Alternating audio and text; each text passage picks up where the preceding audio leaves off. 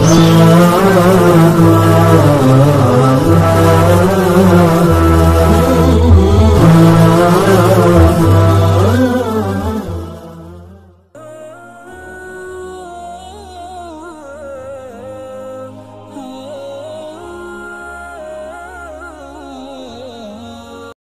اللہ الرحمن الرحیم۔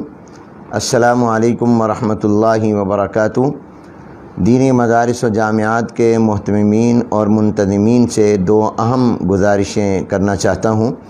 پہلی گزارش یہ ہے کہ قربانی کی کھالیں جمع کرنے کی اجازت کے حوالے سے مختلف شہروں سے یہ اطلاعات آ رہی ہیں کہ دینی مدارس کے ذمہ داران سے بعض اضلاع میں چیریٹی کمیشن میں مدرسے کی رجسٹریشن کا تقاضا کیا جا رہا ہے۔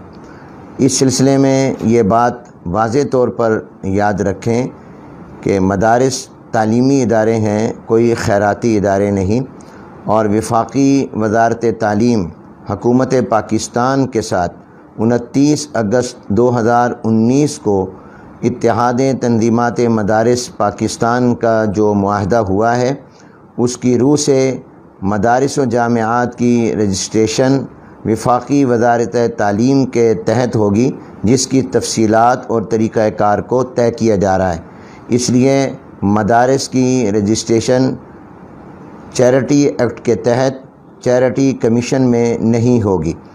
اس معاہدے کی کاپی تمام مسئولین وفاق کے پاس بھی موجود ہے اور وفاق المدارس کی ویب سائٹ پر بھی موجود ہے۔ وہ کاپی آپ کے پاس ہونی چاہیے، اور جب بھی آپ سے کوئی چیریٹی کمیشن میں مدرسے کی رجسٹریشن کا مطالبہ کرے تو آپ اسے معاہدے کی وہ کاپی پیش کر دیں۔ دوسری گزارش یہ ہے کہ اس بات کی کئی دن سے میں کوشش کر رہا ہوں کہ کرونا وائرس کی وجہ سے جو معروضی صورتحال ہے، اس میں مدارس و جامعات کو قربانی کی کھالیں جمع کرنے کے لیے نیا NOC لینے کا پابند نہ کیا جائے، کچہری اور دفاتر کے چکر نہ لگانے پڑیں۔ چنانچہ سندھ حکومت نے تو علماء کے کہنے پر 7 جولائی کو ہی یہ نوٹیفیکیشن جاری کر دیا تھا کہ سال گزشتہ والا NOC ہی معتبر ہوگا۔ میں اس سلسلے میں حکومت پنجاب کے ذمہ داران سے، متعلقہ اداروں کے ذمہ داران سے مسلسل رابطے میں ہوں۔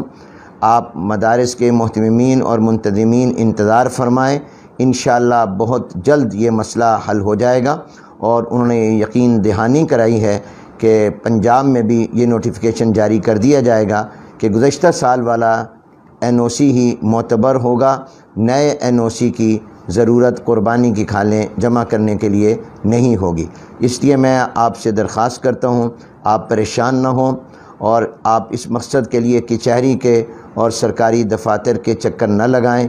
آپ انتظار فرمائیں اور دعا کریں کہ یہ مسئلہ بخوبی حل ہو جائے۔ مجھے امید ہے کہ انشاءاللہ بہت جلد یہ پریشانی دور ہو جائے گی۔ وعلیکم السلام ورحمۃ اللہ وبرکاتہ۔